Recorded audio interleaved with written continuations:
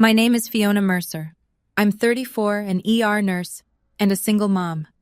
Last Christmas Eve, while I was chest deep in a cardiac arrest at Riverside Community Hospital, my in-laws made my 10-year-old daughter stand in a corner of their dining room for 6 hours, hungry, shaking, with a handwritten cardboard sign hung around her neck that read, "Family Disgrace."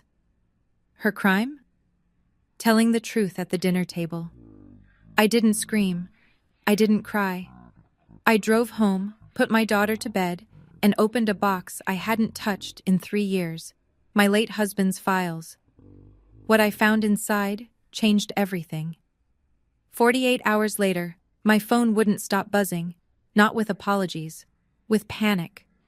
Before I go on, if this story speaks to you, take a moment to like and subscribe, but only if you genuinely want to hear what happened next. And while you're here, drop a comment. Where are you listening from right now, and what time is it there? Now let me take you back to December 24th, the night the lights on our little Christmas tree were still blinking when I got the call from the hospital. I had set the table for two. That was something I'd started doing after Ryan died, making our little traditions feel intentional instead of lonely.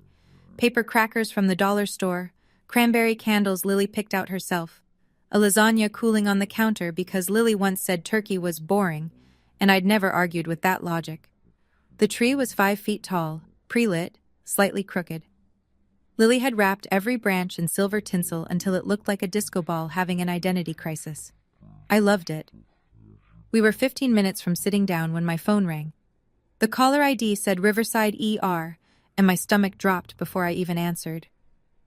"Fiona, it's Tanya. Greg collapsed at home, loss of consciousness. They're bringing him in now. We're down to 2 nurses tonight. I need you." Greg was our charge nurse.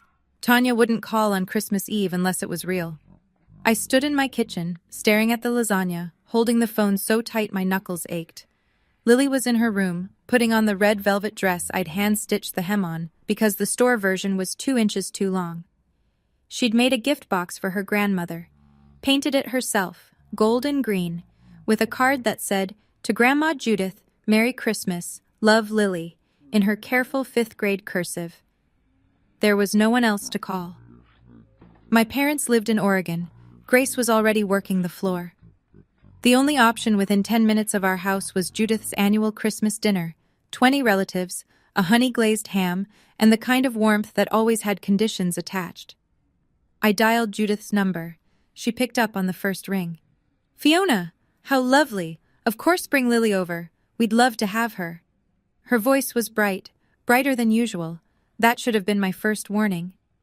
I knelt in front of Lily, straightened the collar on her red dress, and handed her the gift box.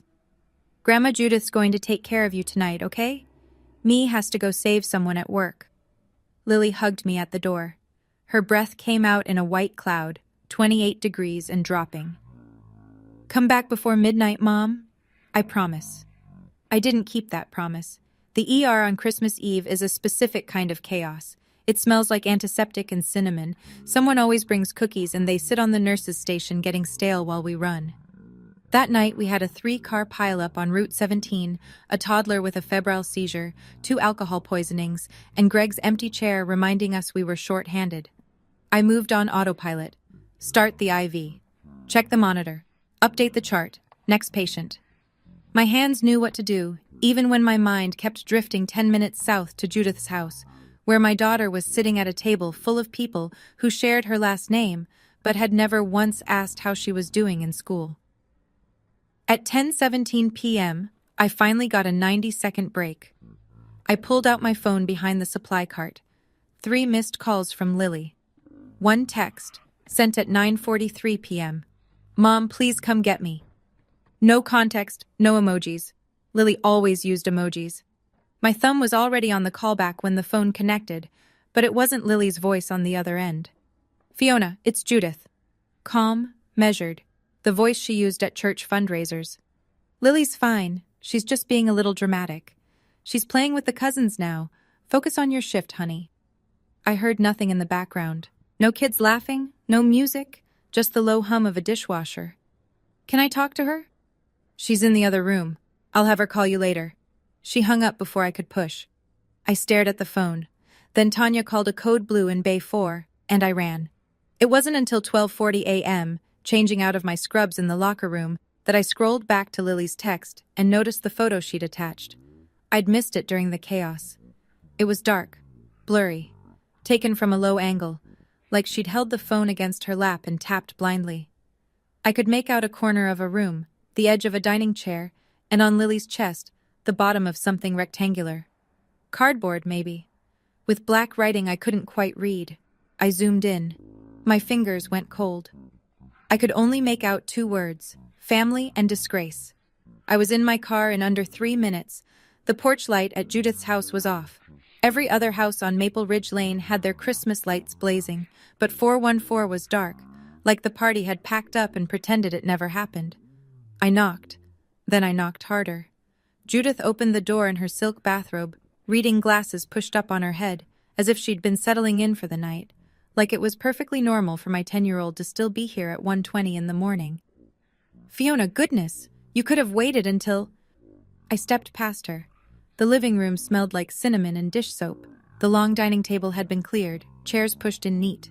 The only thing out of place was my daughter, sitting on the love seat in the far corner of the room, her red velvet dress wrinkled, her eyes swollen, and her hands resting on a piece of cardboard in her lap, like she'd forgotten it was there. The sign was roughly 12 by 18 inches, cut from a shipping box, written in thick black Sharpie, the same looping cursive Judith used on her Christmas cards every year. I would know that handwriting anywhere. Family disgrace. Lily looked up at me and didn't say a word. She didn't need to. Her eyes said everything. Hours of everything. I crossed the room, knelt in front of her, and gently lifted the sign off her chest. The yarn they'd used to hang it around her neck had left a red line on her skin. I folded the sign once, twice, slipped it into my coat pocket. Then I looked at Judith. She stood in the doorway of her own living room with her arms folded, chin raised, waiting for me to yell. I didn't yell. I picked up my daughter, carried her to the car, and buckled her in. I closed the door quietly. I walked around to the driver's side, started the engine, and pulled away from 414 Maple Ridge Lane without saying a single word to Judith Mercer. Not because I had nothing to say, because what I had to say, I would say with paperwork. Lily didn't speak for the first 4 minutes of the drive. I didn't push. I turned the heat up to 78 and pointed the vents toward her side. Her hands were like ice when I'd lifted her. Then, somewhere between the gas station and our street, she started talking. Quiet, flat. The way children speak when they've been told their feelings don't count. I said something at dinner, Mom, about Uncle Derek. What did you say? I heard him on the phone last week, at Grandma's house when I was in the hallway. He was talking about taking money from my college thing, the one Grandpa set up. He said he needed it for something. I didn't understand all of it. She paused, pulled at a thread on her dress. At dinner, Aunt Karen was talking about how Uncle Derek just bought new stuff for his truck, and I said, "Is that from my college money?" I didn't mean to be bad. I just asked. I gripped the steering wheel so hard my knuckles cracked. Then what happened? Everyone got really quiet. Uncle Derek said I was making things up. Grandma Judith said I was a liar, and I needed to learn what happens to liars in the Mercer family. She got the cardboard from the garage and wrote on it. She made me wear it. She told everyone not to give me food until I apologized for lying. Did anyone say anything? Anyone at all? Aunt Karen laughed. The cousins went to the other room. Nobody said anything, Mom. I pulled the car over on Birchwood Drive, 3 blocks from our house. I unbuckled, leaned across, and wrapped my arms around my daughter. She was trembling. Not crying. Just trembling, like her body had used up all its tears hours ago. Lily, you are not a liar. You told the truth, and I am so proud of you. Mom, am I a bad person? No, baby. You are the bravest person I know. She fell asleep against my shoulder before I pulled into our driveway. I carried her inside, made her a peanut butter sandwich, sat on the edge of her bed while she ate it in half-conscious bites, and read 2 chapters of The One and Only Ivan until her breathing slowed. Then I closed her door, walked to the kitchen, and did something I hadn't done in 3 years. I looked at the box on the top shelf of the hall closet, the one labeled Ryan, Documents. The one I'd shoved up there the week after the funeral and never opened because every time I saw his handwriting I couldn't breathe. I pulled it down. But first, coffee. Because what I was about to do required a very clear head. The box was a standard banker's box, white cardboard, Ryan's handwriting and blue ballpoint on the side. Inside, life insurance paperwork I'd already dealt with, our marriage certificate, Lily's birth certificate, a bundle of photos from our honeymoon in Shenandoah, and at the very bottom, a manila envelope sealed with clear packing tape.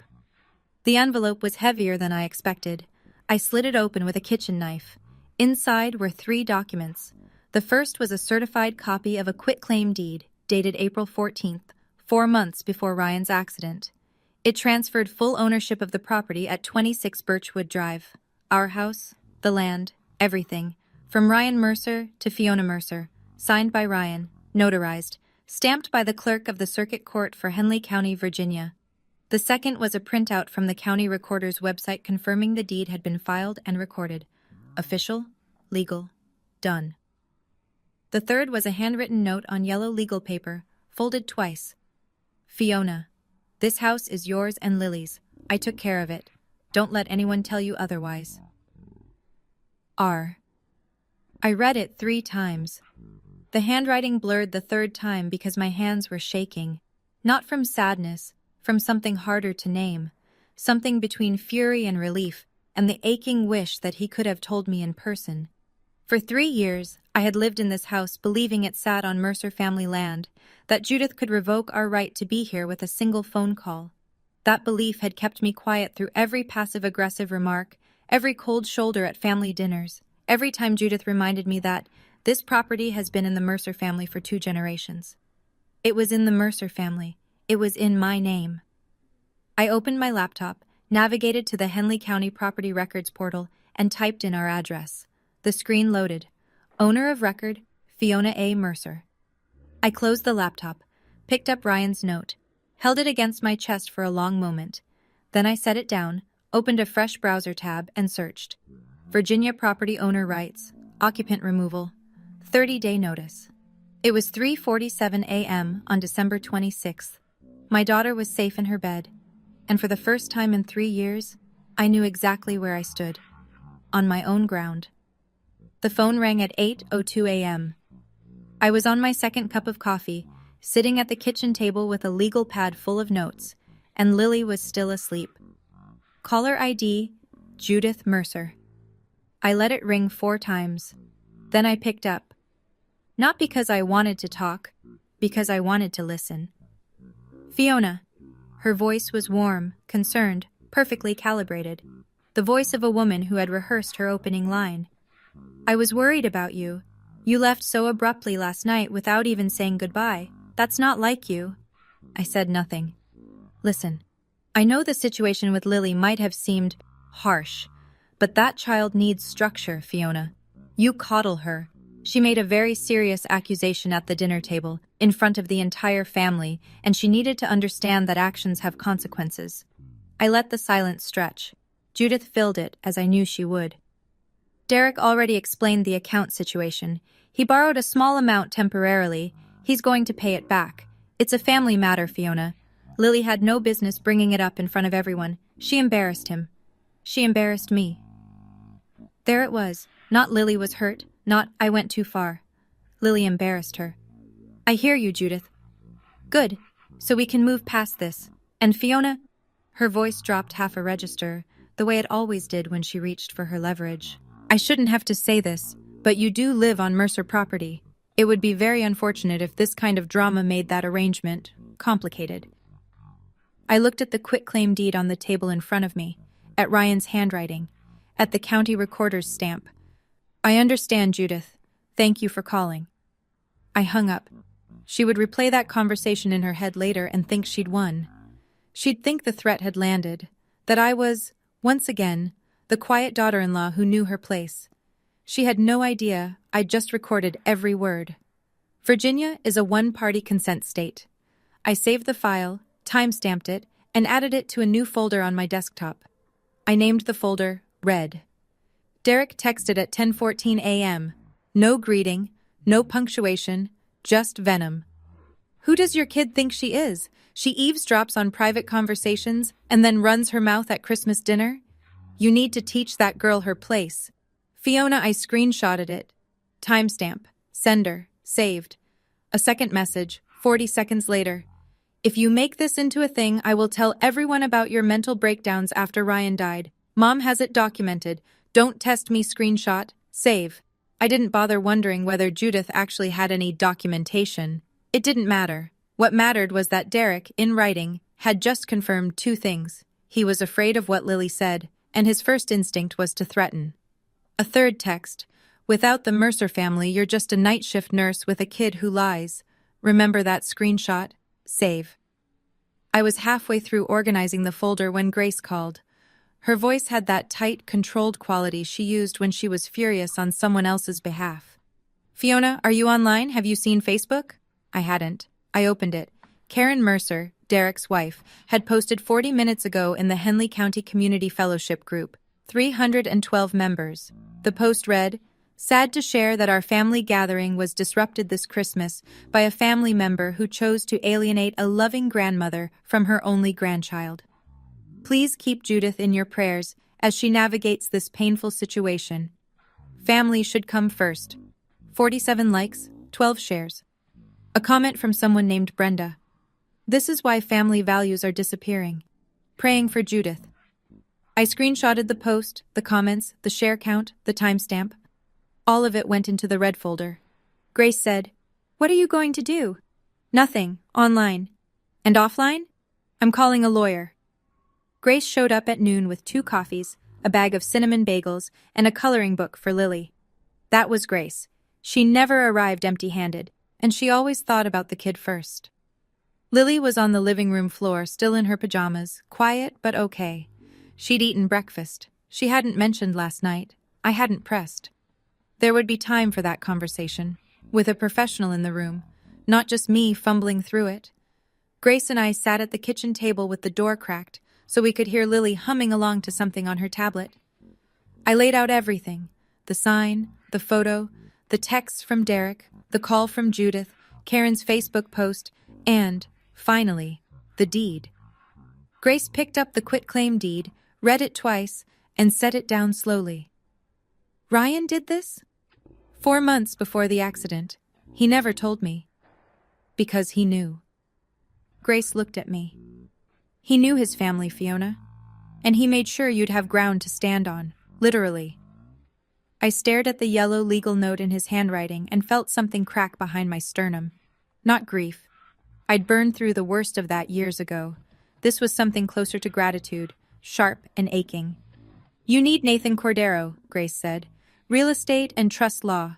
My ex used him during the divorce. He's thorough, he's fast, and he doesn't do drama. He does documents." "I don't want a war, Grace. I just want Lily safe." Grace reached across the table and put her hand on mine. "This isn't a war. This is protecting what's yours. Ryan already handed you the shield. You just have to pick it up." I called Nathan Cordero's office at 12:34 p.m. His assistant said he could see me the next afternoon, December 27th, 2 p.m. I took the appointment. That night, after Lily fell asleep, I sat in the dark living room with the Christmas tree still blinking and the red folder in my lap. 7 items and counting, every one of them time-stamped. Every one of them backed up to the cloud, to a USB drive, and to a printed copy in an envelope I gave Grace to hold. I didn't know yet what Nathan Cordero would find when he looked deeper into the Mercer family's finances, but I had a feeling that what Lily overheard was only the beginning. To understand why I stayed quiet for 3 years, you need to understand the Mercer family. Ryan was the eldest son, the responsible one, the one who paid the property taxes on his mother's house when she forgot, the one who drove 4 hours to fix the plumbing on Thanksgiving weekend, the one who co-signed Derek's car loan when Derek was 23 and had already defaulted on a credit card. Derek was 5 years younger and operated under a different set of rules entirely. When Derek lost a job, it was bad luck. When Derek needed money, it was temporary. When Derek showed up to Christmas dinner with a new leather jacket and no explanation, nobody asked questions. Because asking questions in the Mercer family was considered a form of aggression. Ryan saw it. He never said it that bluntly, but I could read between the lines of what he told me. One night, about a year before he died, he said, "My dad set up a 529 for Lily, 47,000. Mom's listed as custodian because I was deployed when Dad filed the paperwork, but it's Lily's. I need you to know that." I asked why he was telling me like it was a warning. He just squeezed my hand and said, "Because my family loves the idea of money more than they love the people it's supposed to help." Harold Mercer, Ryan's father, died 2 years before Ryan. After Harold's passing, Judith became the gravitational center of the family, and her gravity had a preference. Derek was the moon she pulled closest. I was the comet she tolerated for orbit, useful, distant, and expected to burn out quietly. When Ryan died, the first thing Judith asked me, not at the funeral, at the hospital, while I was still wearing the clothes I'd slept in for 2 days, was, "What's happening with the life insurance?" Not "how are you?" Not "how's Lily?" The life insurance. I used that money to pay Ryan's medical debt and keep Lily and me afloat. Judith suggested I share a portion with Derek, who was struggling. I said no. It was the only time I'd ever refused her directly, and she never forgot it. From that point on, the temperature dropped. Gradually, then all at once. Fewer invitations, shorter phone calls, comments at family gatherings just loud enough for me to hear. "Lily's getting so quiet. I wonder where she gets that from." And always underneath everything, the reminder, "You're living on Mercerland, Fiona. Don't forget who made that possible." I didn't forget. I just didn't know yet that it wasn't true. Nathan Cordero's office was on the second floor of a converted brick building on Main Street, above a bakery. The whole stairwell smelled like sourdough. It was the kind of detail my brain grabbed onto because the rest of me was running on 4 hours of sleep and an anxiety level I was managing through sheer professional discipline. He was mid-40s, neat desk, no family photos, just diplomas, and a Virginia state flag in the corner. He shook my hand, gestured to the chair, and said, "Tell me everything. Start with the property." I set the red folder on his desk and opened it like a patient chart. Deed first. Nathan examined the quitclaim deed for 2 minutes without speaking. He checked the notary seal, the recording stamp, the grantor and grantee lines. Then he pulled up the Henley County property records on his own screen, typed in the address, and turned the monitor toward me. "Ms. Mercer, this deed is valid and properly recorded. You are the sole legal owner of 26 Birchwood Drive and the 0.8-acre parcel it sits on.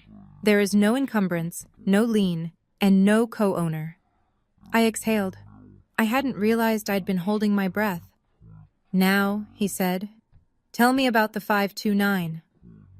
I told him what I knew. Harold Mercer set it up for Lily, $47,000. Judith listed as custodian. Ryan believed the money was untouched. Lily overheard Derek talking about withdrawals. Nathan pulled up the 529 custodial account portal, asked me for the information I had, Lily's social security number, Harold's name as original contributor, and submitted an inquiry request to the financial institution managing the plan. "We'll have full transaction records within 5 to 7 business days," he said. Then he paused, pen hovering over his legal pad. "How much do you expect is left?" "I don't know." Lily heard Derek say he needed it. I'm hoping she misunderstood. "And if she didn't? Then I want every dollar accounted for." Nathan nodded and wrote something down. Then he looked up. "One more thing. I ran a standard check on your property. Your address, 26 Birchwood, is currently listed under a homestead exemption. Do you know who filed it?" I didn't file a homestead exemption. I didn't even know what one was until Nathan explained it. A tax reduction for a primary residence claimed by the property owner. Except I hadn't claimed it. Someone else had. "The filing is in the name of Judith Mercer," Nathan said, "using your address." The room went very quiet. The sourdough from downstairs suddenly smelled like something burning. "What does that mean?" "It means your mother-in-law has been claiming a tax benefit on property she does not own for approximately 3 years. He paused. "That's tax fraud, Ms. Mercer, at the county level." I sat in Nathan's chair and did the math without meaning to. 3 years of reduced property taxes on a home she didn't own. 3 years of a benefit she wasn't entitled to. Filed quietly, probably within weeks of Ryan's death, when I was too gutted to notice anything that didn't involve keeping Lily fed and showing up for my shifts. She hadn't just controlled me with the threat of taking the house away. She'd been profiting from the house, my house. "How much are we talking about?" I asked. Nathan pulled up the county assessor's website. Henley County's homestead exemption reduces annual property tax by roughly $2,800. Over 3 years, that's approximately $8,400 in back taxes owed, plus penalties, usually 25%. So we're looking at around $10,500 that Judith Mercer owes the county. He let that number sit. "Miss Mercer, I want to be clear about your options." He ticked them off on his fingers, the way I'd seen surgeons count instruments. 1. You can send a 30-day notice to anyone occupying your property without authorization. That includes Derek's workshop on your land. 2. You can file a report with the county assessor regarding the fraudulent homestead exemption. 3. Depending on what the 529 records show, you can pursue civil action for the misappropriated education funds. Each of these is independent. You can do 1, 2, or all 3. I looked at the folder on his desk, the sign, the texts, the deed, the voicemail. "All 3, I said. "And everything goes by certified mail." Nathan paused his pen for the first time since I'd sat down. He studied me the way I studied patients who came in calm with a wound that should have had them screaming. "I've been doing this for 20 years, he said. "Family property disputes, trust issues, fraud cases, but 3 violations from the same household against the same person, that's not common." "I'm an ER nurse, Mr. Cordero. I don't panic. I triage." He almost smiled. "Then let's get this in writing." He opened a fresh legal pad, uncapped his pen, and we spent the next hour drafting 3 documents that would land on Judith and Derek Mercer's doorsteps by New Year's Eve.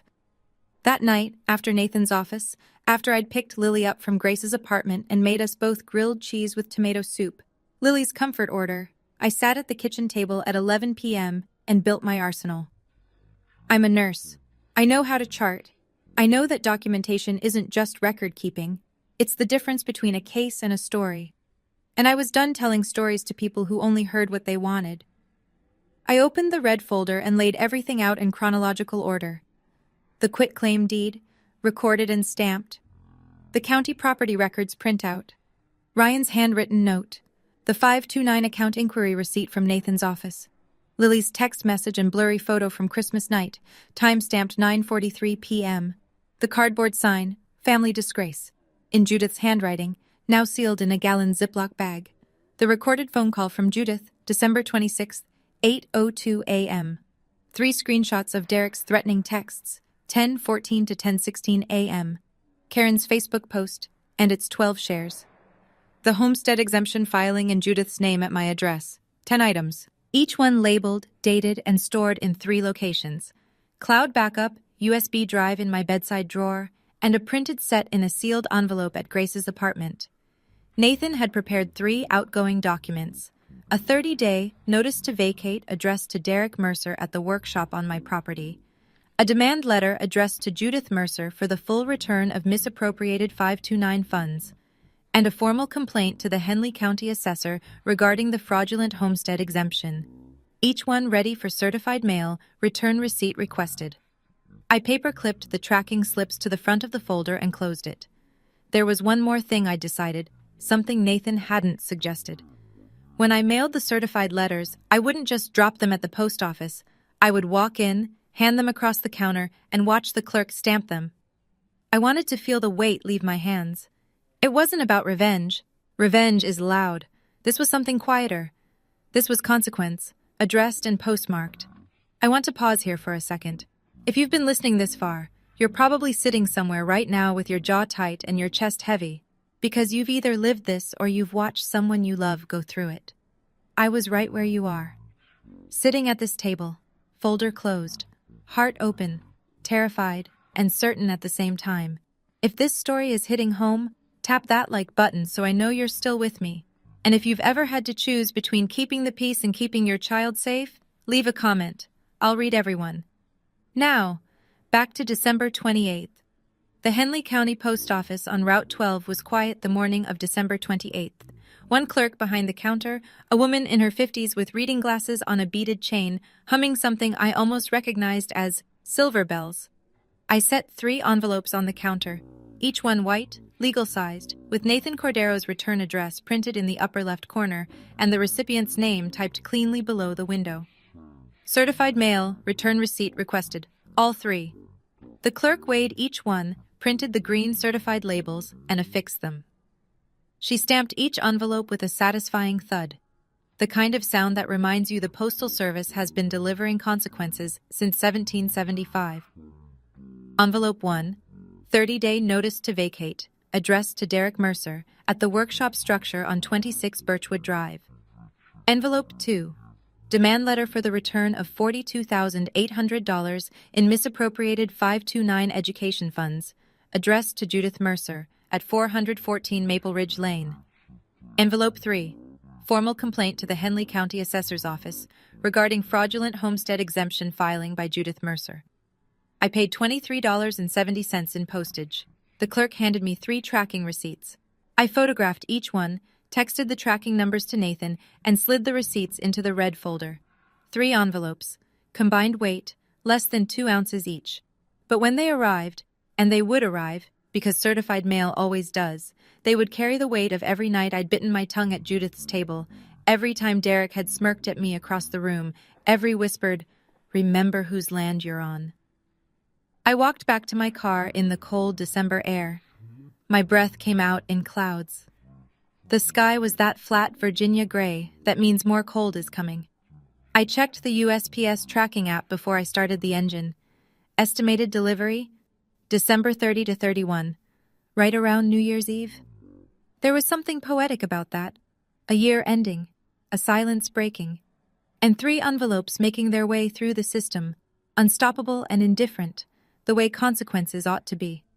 The property dispute was one thing, the money was another. But there was a layer underneath all of it that I couldn't address with certified mail. The fact that my daughter had been emotionally abused by a family member in a room full of adults who did nothing. I am a registered nurse. In the state of Virginia, I am a mandated reporter. That means if I have reasonable cause to suspect a child has been abused or neglected, I am legally required to report it. There is no exception for family. There is no exception for Christmas. On the afternoon of December 28th, after I dropped the envelopes at the post office, I called the Henley County Department of Social Services Child Protective Services hotline from my parked car. I gave them my name, my credentials, and a clear, factual account of what happened on December 25th. A 10-year-old child was publicly humiliated, forced to wear a degrading sign, denied food for approximately 6 hours, and isolated from other children as punishment for speaking the truth. I provided Lily's time-stamped photo from 9:43 p.m. I provided the physical sign, now preserved. I provided Judith's name, Derek's name, and the address where the incident occurred. The intake worker assigned a case number. A caseworker would contact me within 48 hours to schedule a child interview, with my consent, in an environment where Lily felt safe. I also called Lily's pediatrician that afternoon and got a referral for Dr. Amara Singh, a licensed child psychologist who specialized in family-related emotional trauma. First available appointment, January 3rd. I took it. I reported hundreds of suspected abuse cases during my career. I've called the hotline from curtained ER bays at 2 in the morning, whispering so the parent in the waiting room wouldn't hear. It never gets easier. But this time was different. This time, I wasn't calling about a stranger's child. I was calling about mine, and my hand didn't shake once. That evening I did something radical. I put the folder away. Not forever, just for the night. Because my daughter needed mac and cheese more than she needed a mother hunched over legal documents, and I had spent enough of the last 3 days being strategic. Lily deserved a few hours of me being just mom. We made it together. She stirred the cheese sauce while I boiled the noodles, and she told me about a book she was reading, The One and Only Ivan, about a gorilla in a mall who finds a way to change his life through a drawing. She talked about it the way she talked about everything she loved. Fast, with her whole body, hands gesturing, eyes wide, completely alive. Mom, Ivan doesn't yell at anyone. He just draws the truth and people finally see it. I almost dropped the colander. We ate on the couch with the Christmas tree still plugged in. I hadn't taken down the decorations, Normally I would have by now, but something about those little blinking lights felt necessary.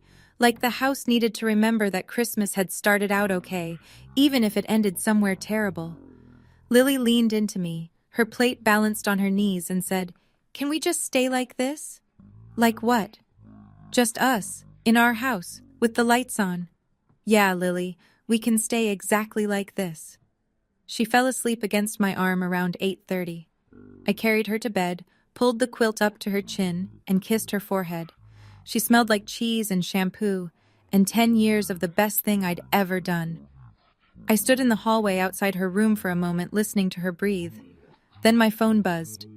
USPS tracking update. Envelope 1. Status, out for delivery. Estimated arrival, December 30th. Tomorrow.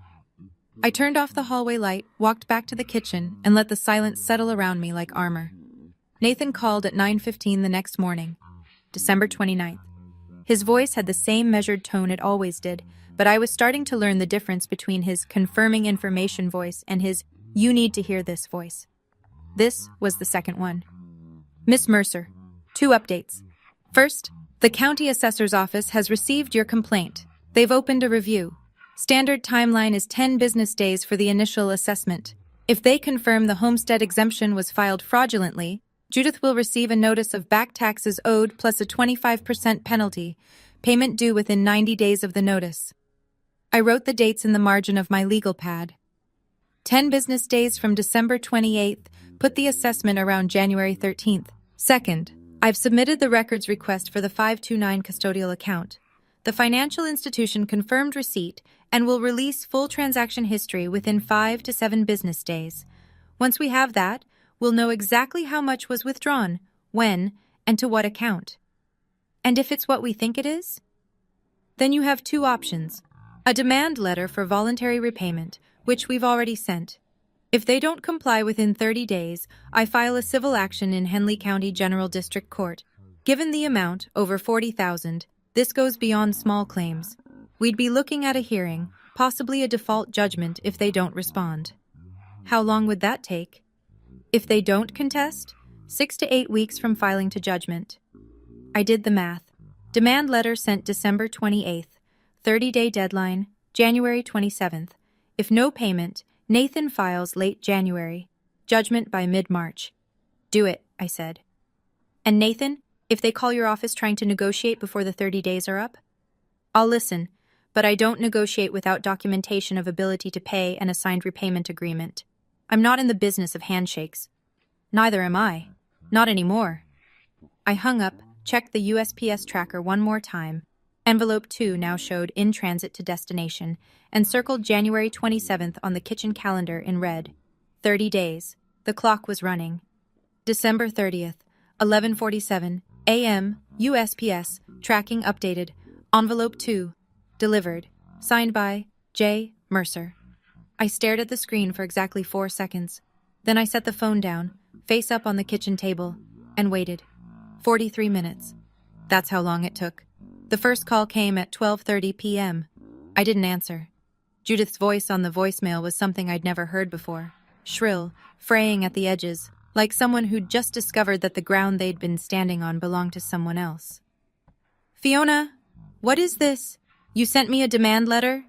Through a lawyer? Over some misunderstanding about Lily's account? Call me back, right now." Voicemail. 2:12:38 p.m. Louder. Less polished. "I am your mother-in-law. I raised the man you married, and you send me legal paperwork the week after Christmas? Do you have any idea how this looks?"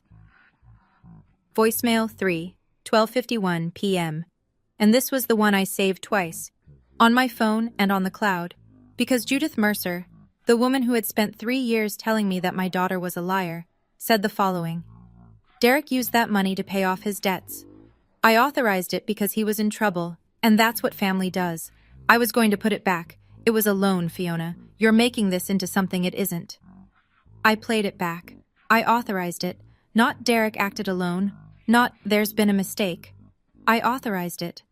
The woman who had forced my child to wear a sign that said, "Family Disgrace," for telling the truth about stolen money had just admitted, on a recorded voicemail, that she knew about the stolen money all along. I time-stamped the voicemail. I added it to the red folder. And I did not call her back. Some evidence you have to chase. Some evidence just panics and runs straight to your phone. New Year's Eve, the kind of cold that makes the mailbox latch stick. USPS tracking, 10:22 a.m. Envelope 1, delivered. Signed by D. Mercer. Derek didn't call. Derek drove. At 11:40 a.m., I heard the crunch of gravel in the driveway, followed by a truck door slamming hard enough to rattle the Ring doorbell camera I'd installed 6 months earlier, originally because of a package thief, but God works in useful ways. I was in the kitchen. Lily was at Grace's apartment for the morning. I did not go to the door. He knocked. Then he pounded. Then he yelled, "Fiona, open this door! You can't do this! This is Mercer land! This workshop has been here since Dad was alive! You have no right!" The Ring camera recorded everything. I watched on my phone from 10 feet away. Derek, red-faced, pacing the porch, the certified letter crumpled in his fist. I called Henley County Non-Emergency Dispatch. "My name is Fiona Mercer, 26 Birchwood Drive. There's a man on my property who's been served a 30-day vacate notice and is now banging on my door and yelling. I'd like an officer to come ask him to leave." The deputy arrived in 12 minutes. I watched through the window as Derek went from screaming to sputtering to silent in the span of a single conversation with a uniformed officer. The deputy examined the notice, checked my ID, confirmed the property records on his in-car system, and told Derek to leave the premises. Derek jabbed a finger toward the house, toward me, and said something I couldn't hear from inside. The deputy wrote something in his notepad and repeated calmly that it was time to go. Derek left. I requested a copy of the incident report. Case number 2024-1231-0087. Date, December 31st. Documenting, verbal disturbance, trespass after notice. 2 hours later, Grace texted me a screenshot. Derek had posted on his personal Facebook. "My sister-in-law just had the police called on me for going to my own family's property. She hired a lawyer and is trying to throw us off land that's been Mercer property for decades. All because her kid made up a story at Christmas. Please share so people know the truth. Hashtag family first. Hashtag injustice."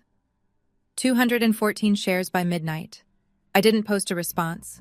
I didn't comment. I didn't share. I just screenshotted everything, added it to the red folder, and watched the fireworks from my living room window while the clock struck 12. New year, new rules. The first 3 days of January felt like walking through a town that had already made up its mind. Judith's church friends had shared Karen's post into 2 more community groups. Derek's Facebook rant had hit the local buy-sell trade page. The narrative was clean and simple. Heartless daughter-in-law kicks grieving grandmother and beloved uncle off family land over a Christmas misunderstanding. No mention of a sign, no mention of a hungry child, no mention of $42,000. I noticed it first at the grocery store. Mrs. Liu from the PTA avoided eye contact at the deli counter. Then at work, a nurse from the day shift I barely knew said, "I heard things are rough with your in-laws. I'm sorry." The pity in her voice told me she'd only heard one version. The texts from extended Mercer relatives came in waves. Ryan's aunt. "Judith is devastated. She's barely eating. Is this really necessary?" Ryan's cousin. "You should think about what Ryan would want. He wouldn't want the family torn apart." A number I didn't recognize. "Shame on you for keeping a grandmother from her grandchild." I read everyone, responded to none. Then, on January 2nd, as I was pulling into my driveway after a 12-hour shift, I saw Mrs. Patterson standing at her mailbox next door. She was 70-something, widowed, the kind of neighbor who noticed everything but said very little. She'd lived on Birchwood Drive longer than anyone. She looked at me differently than the others, not with pity or judgment, more like recognition. "Fiona," she said, just that. Then, "I saw something on Christmas night, at Judith's house. I should have done something then, and I didn't. But if anyone ever asks me, I'll tell them exactly what I saw." She turned and walked back inside before I could respond. I sat in my car for a full minute, engine off, staring at her closed door. Then I added her name to the red folder's contact list, not as a weapon, but as a witness. There's a difference. The town had heard one story, Mrs. Patterson had seen another, and the system, slow, methodical, indifferent to Facebook shares, was still turning. January 2nd, 3 p.m., the CPS caseworker arrived at my home. Her name was Ms. Tate, mid-30s, calm presence, the kind of person who listened with her whole posture. She asked if she could speak with Lily in the living room while I sat in the kitchen. I agreed. Dr. Singh had already met with Lily the day before and said she was processing well, but I'd prepped Lily simply. "A nice lady is going to ask you about Christmas night. You just tell the truth, like you always do." The interview lasted 22 minutes. I could hear murmuring through the wall, Lily's voice quiet but steady. No crying. When Ms. Tate came out, she sat across from me at the kitchen table and spoke in the neutral, careful language of someone documenting facts. "Your daughter's account is consistent and detailed. She described the sign, the food restriction, the duration, and the family members present. She also described the events leading up to the punishment, specifically that she repeated something she overheard about a financial account." Ms. Tate paused. "This is sufficient to open a formal investigation into emotional abuse and neglect, specifically public humiliation, food deprivation, and psychological intimidation of a minor. Judith Mercer and Derek Mercer will be named as subjects." Then she told me something I wasn't expecting. "We received a second report this morning. A neighbor, a Mrs. Patterson on Birchwood Drive. She contacted our office independently. She states she witnessed your daughter being brought outside to the front porch at approximately 9 p.m. on Christmas night, in freezing temperatures, wearing only a dress. She heard an adult female voice. She identified it as Mrs. Judith Mercer, shouting at the child, and she provided a cell phone video." Ms. Tate let that sit. "The video is 23 seconds. It was taken through Mrs. Patterson's kitchen window from across the yard. It does not clearly show the child's face, which protects her privacy. But it does capture the voice, the timestamp, 9:07 p.m. on December 25th, and the approximate conditions." I pressed my palms flat on the table. 23 seconds of footage I didn't know existed, from a witness I hadn't asked, corroborating everything my daughter said. Judith had spent a week telling anyone who would listen that Lily was a liar, that I was unstable, that this was a misunderstanding. 23 seconds doesn't misunderstand anything. Ms. Tate explained the next steps. The investigation would include attempted interviews with Judith and Derek, a review of the evidence, and a determination within 30 days.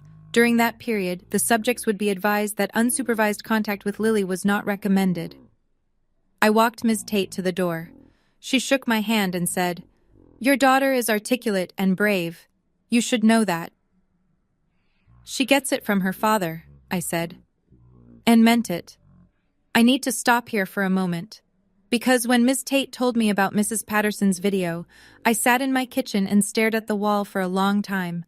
Not because I was surprised someone saw, but because I was gutted that someone saw, and almost didn't speak up. Mrs. Patterson did, though. Late, but she did. And it mattered. If you're still here, subscribe. Not for me, for the part of the story that's coming. Because what happens next is the part where the certified letters start doing their job, and the people who thought they were untouchable find out they're not. Stay with me. January 15th, a Tuesday. I was between patients at the hospital, charting in the break room, cold coffee, fluorescent lights, when Nathan called. "County assessor completed their review. The homestead exemption filed by Judith Mercer on your property has been determined to be fraudulent. She had no ownership interest in 26 Birchwood Drive at any point during the filing period." I put my pen down. "Effective today, the county is issuing a notice to Judith Mercer for back taxes totaling approximately $8,400, plus a 25% civil penalty of $2,100. Total due, $10,500. Payment deadline, 90 days. I didn't say anything for a moment. Nathan waited. He was good at that. "She's going to say she didn't know." "She signed the form, Ms. Mercer. Annually, for 3 years. The assessor's office has her signature on file." 3 signatures. 3 years of claiming a tax break on a home she didn't own, a home she used as a leash to keep me compliant. Every time she'd said, "Remember whose property you're on," she'd been collecting a discount on it. Nathan continued. "The notice will be mailed to her address at 414 Maple Ridge Lane. Sincerely doubt she'll be in a festive mood when it arrives." He was right. Judith called my phone 4 times that evening. I didn't answer any of them. The voicemails were a study in deterioration, the first one indignant. "This is your doing, Fiona." The second one bargaining. "We can work this out if you just drop the complaint." The third one threatening. "I will tell everyone what kind of person you really are." And the fourth one something I'd never heard from Judith Mercer in all the years I'd known her. Silence. 12 seconds of open line. Then a click. That silence told me more than all her words ever had. It was the sound of a woman realizing that the system doesn't care about your reputation, your church group, or how many people shared your daughter-in-law's smear campaign on Facebook. The system cares about signatures. And Judith's were on file. January 20th, Nathan's office. Same sourdough smell in the stairwell, different weight in the room. He had a printed spreadsheet waiting for me on the desk, 4 pages, each line a transaction. The 529 custodial account records had come back. 23 withdrawals, Nathan said, turning the first page toward me. Over an 18-month period, beginning June of last year and ending November. Total withdrawn, $42,800. I looked at the columns. Date, amount, receiving account. Every single withdrawal routed to the same bank account, a personal checking account at Valley Federal, in the name of Derek P. Mercer. The custodian authorization was signed by Judith Mercer, Nathan continued. She granted Derek direct access to the account, which under 529 regulations is only permissible for qualified education expenses of the named beneficiary, in this case, Lily. And none of this went to Lily's education. Not a cent. The withdrawal descriptions are blank. No tuition invoices, no textbook receipts, no school supply documentation. These were straight cash transfers to Derek's personal account. $42,800. My father-in-law Harold, a man who had worked overtime at a paper mill for 30 years, had saved that money so his granddaughter could go to college. And it was gone. Funneled into whatever hole Derek had dug for himself, with Judith holding the shovel. "What do we do?" I asked, though I already knew. The demand letter gave them until January 27th to return the funds. As of today, we've received no payment, no response, and no communication from their attorney, if they have one. On January 28th, I file a civil action in Henley County General District Court. Complaint for conversion and breach of fiduciary duty. We're requesting return of the full $42,800, plus attorney's fees, court costs, and the 10% IRS early withdrawal penalty, which Judith, as custodian, is personally liable for. He slid a document across the desk. The filing was already drafted. Total judgment will be seeking approximately $46,350. I signed the authorization. January 27th came and went. Not a dollar arrived, not a phone call to Nathan's office. Nothing. On the morning of January 28th, Nathan filed the complaint. The court doesn't shout. It stamps, it files, it dates, and then it sends a man to your door. January 31st, a Friday. The process server arrived at 26 Birchwood Drive at 2:14 p.m. Derek was in the workshop. He'd been dragging his feet on moving out, still within his 30-day window, but clearly testing every edge of it. The workshop door was open. I could hear his music from the kitchen, some country station, turned up too loud, the way people do when they're pretending everything is fine. The process server was a compact man in a gray jacket, entirely unremarkable, carrying a manila envelope that was about to rearrange Derek Mercer's year. He walked across the gravel, knocked on the workshop door frame, and said Derek's full name. I watched from the kitchen window. I'm not proud of how closely I watched, but I'm not sorry either. Derek stepped out, wiping his hands on a rag. He looked at the envelope. He looked at the process server. His face cycled through confusion, irritation, and then something deeper, recognition. The recognition of a man who had been expecting this moment on some level, but had convinced himself it wouldn't actually come. What is this? Civil summons, Henley County General District Court. You've been named as co-defendant in a complaint for conversion and breach of fiduciary duty. You've been served, sir. Derek didn't take the envelope. The server placed it on the workbench, noted the refusal on his form, and walked back to his car. Under Virginia law, the service was valid. Mrs. Patterson was at her mailbox. She saw the whole thing. She didn't wave at Derek. She didn't look away either. She just stood there, holding her mail, bearing witness the way good neighbors eventually do. Derek called Judith. I know this because within 20 minutes, Judith's silver Buick pulled up to the edge of my driveway and stopped, because the gate was closed.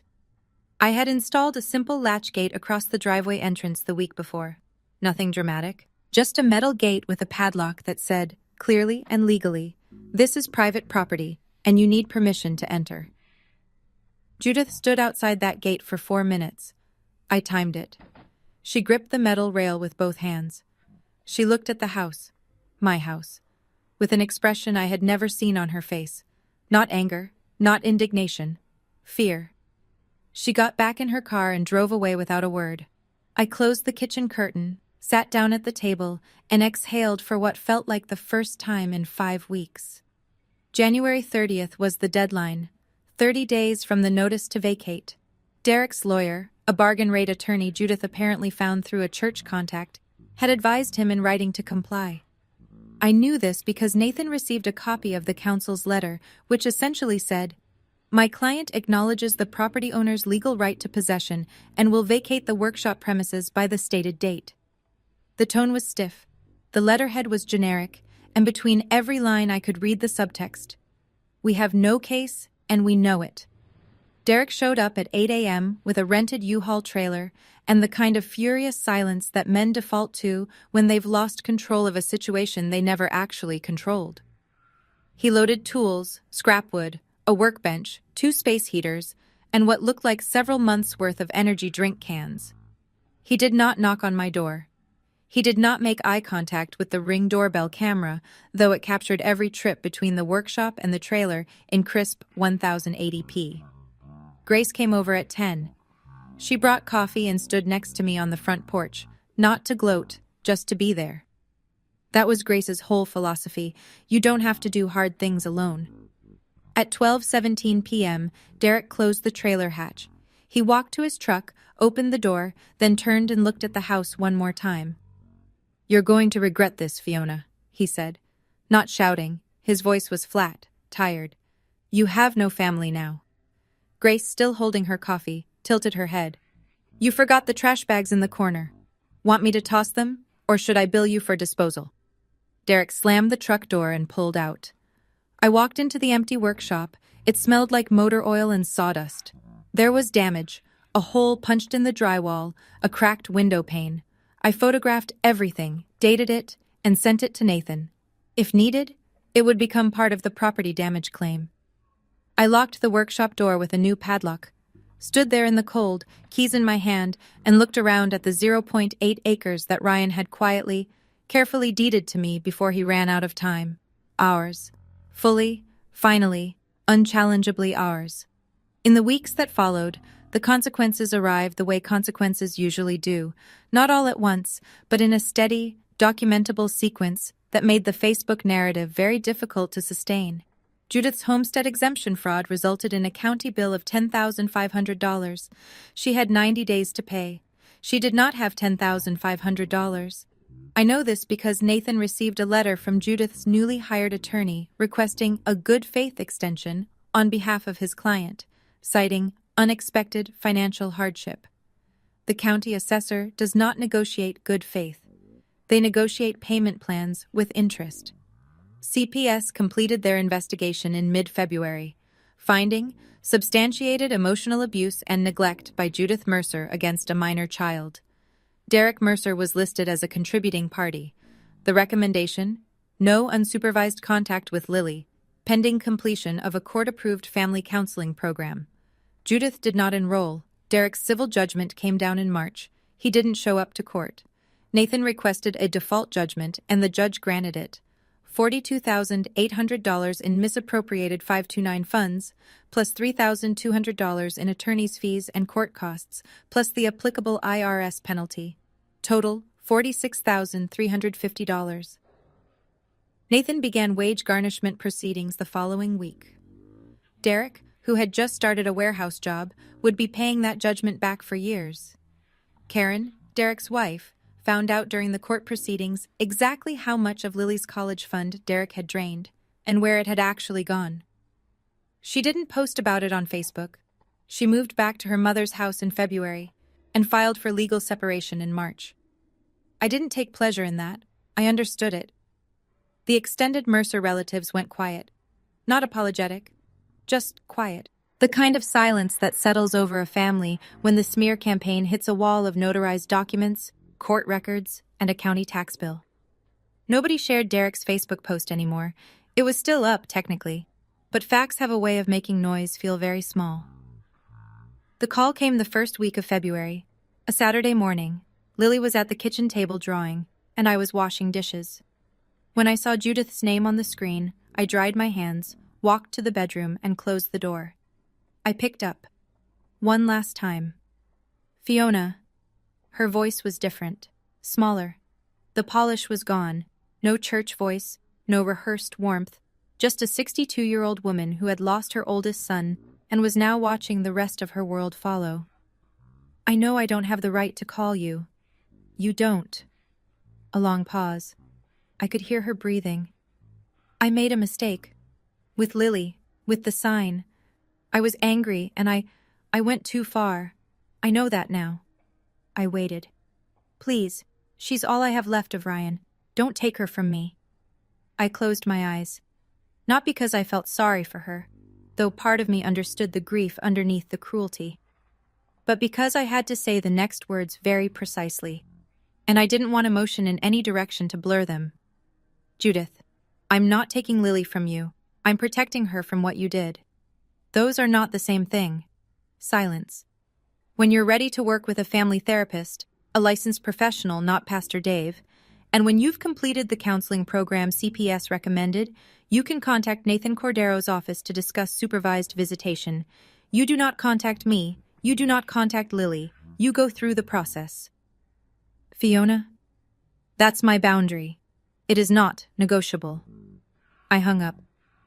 The call lasted 47 seconds. I know because I checked the call log afterward and added it to the red folder. Force of habit. I sat on the edge of my bed for a minute. My hands were steady, my jaw ached from clenching. The house was quiet except for Lily humming in the kitchen, something from a cartoon, I think, slightly off-key and entirely perfect. Family is not a sign around a child's neck. Family is the person who takes it off. In March, I opened a new 529 account. Same state plan, same goal, different custodian. Me. I transferred the remaining $4,200 from the original account, what was left of Harold's $47,000, into the new one. It wasn't much. It was a fraction of what Lily was supposed to have, but it was clean, and it was protected, and no one had access to it except me and the financial institution. Nathan set up the wage garnishment order on Derek's paycheck. The math was simple and relentless. A percentage of every check, automatically deducted, routed to a recovery account tied to the judgment. Derek would be paying back what he stole for a long time. The court didn't ask whether he was comfortable with that. Courts don't. I also met with a financial advisor through the hospital's employee assistance program, free for staff, something I'd never used because I'd never had the headspace. She helped me set up an automatic monthly contribution to Lily's new 529, $150 a month. Small, but consistent. At 7% average growth, compounded over 8 years, Lily would have a meaningful start when she turned 18. It won't be $47,000 by then, the advisor said. It doesn't have to be. It just has to be hers. That same week, I went back to Ryan's box one more time. Not for documents, for the letter at the very bottom, the one I'd noticed on December 26th, but hadn't been ready to open. It was sealed, with Lily, 18th birthday, written on the front in Ryan's blocky print. I broke my own rule. I opened it. And I read it standing in the hallway, one hand on the wall, because the floor felt unsteady. Lilybug. If you're reading this, you're 18, and I probably owe you an explanation for a lot of things. But here's the one that matters. You are worth every good thing this world has to offer. Don't let anyone tell you that you don't deserve a seat at the table. Your mom and I made sure you'd always have a place. Trust her. She's the toughest person I've ever met, and she doesn't even know it. I love you past the moon. Dad. I refolded the letter, slid it back into the envelope, and placed it in the box next to the deed. For the first time in 3 years, I cried. Not the drowning kind, the kind that washes something clean. April arrived the way it does in Virginia, slowly, then all at once. One morning, the dogwood outside our kitchen window was bare sticks. The next, it was covered in white blossoms that made Lily press her face to the glass and say, "It looks like it snowed flowers, Mom." I finally took down the Christmas lights on the first Saturday of the month. Lily helped, standing on a step stool, carefully unwinding each strand. She asked if we could leave one string up year-round, just the little ones, by the front door. I said yes. Some lights are worth keeping. She was seeing Dr. Singh every 2 weeks now. The therapist told me Lily was processing with remarkable resilience, which in plain language meant my daughter was tougher than anyone had given her credit for. She'd started a journal, not because anyone told her to, but because she wanted to. She said writing things down helped her put them somewhere that isn't my chest. At school, she'd joined the 5th grade book club. Her first recommendation to the group was the one and only Ivan. Her teacher emailed me. Lily presented the book to the class today with a confidence I haven't seen from her before. She said it's about telling the truth even when it's hard. She's becoming a real voice in this classroom. The workshop, Derek's workshop, I spent a weekend cleaning it out. Grace helped. We patched the drywall, replaced the cracked window, swept the sawdust. Lily stood in the doorway when we were done and looked around. "Can this be my art room?" We painted it together the following weekend. Pale blue walls, because Lily said blue was the color of thinking. I hung a pegboard for her supplies and put a desk by the window where the light was best. Grace came for dinner every Thursday. She'd bring dessert. Lily would set the table. The 3 of us would sit in the kitchen, eating and talking about nothing in particular. School, patience, whatever Grace was watching on TV, and every time I'd look around the table and think, this is what safe looks like. Not loud, not perfect, not a performance for anyone else. Just 3 people in a house that had their name on it, with the doors locked and the lights on. Saturday morning, May. The kitchen smelled like butter and maple syrup because Lily had decided she was old enough to flip pancakes by herself, and she was mostly right. Only one landed on the stovetop.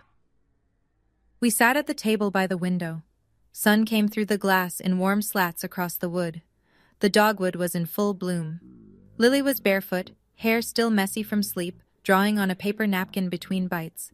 I watched her work, tongue slightly out, brow furrowed, the same face Ryan used to make when he was concentrating. She drew a house. Simple. Rectangle, triangle roof, a door with a round knob. 2 stick figures out front, one tall, one small. A tree beside them with pink circles for blossoms. Across the bottom, in careful block letters, "Our house." She slid it across the table. "For you." I picked it up, looked at the 2 figures, at the tree, at the 2 words that said more than any legal filing, any court judgment, any voicemail saved in a red folder on a shelf. "I love it," I said.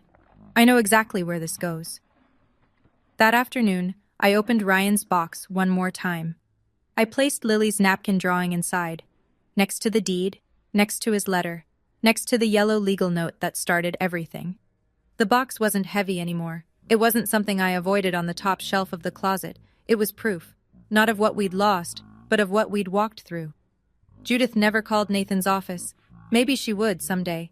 Maybe she'd do the work, and maybe there'd be a supervised visit at a therapist's office, and maybe Lily would decide what she wanted that relationship to look like. That was Lily's choice to make, when she was ready. Not mine, not Judith's, not Derek's. The red folder sat on the bookshelf in the living room, closed.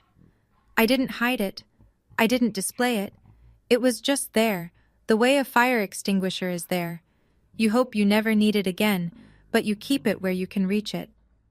I took a bite of pancake. Lily was already drawing something new, this time a gorilla with kind eyes, surrounded by other animals, all of them free. The lights by the front door blinked once, then held steady. We were home. Thank you for staying until the end. This story is fiction, but the feeling of being betrayed by the people who were supposed to protect you, that's as real as it gets. If you're out there right now, setting a boundary for the first time, or thinking about opening a box you've been avoiding, or just trying to keep your kids safe in a world that doesn't always help, I see you. You're not alone. Like this video if it meant something. Subscribe if you want more. And check the description below. There's another story waiting for you. Also about a mother. Also about a piece of paper that changed everything. I'll see you there.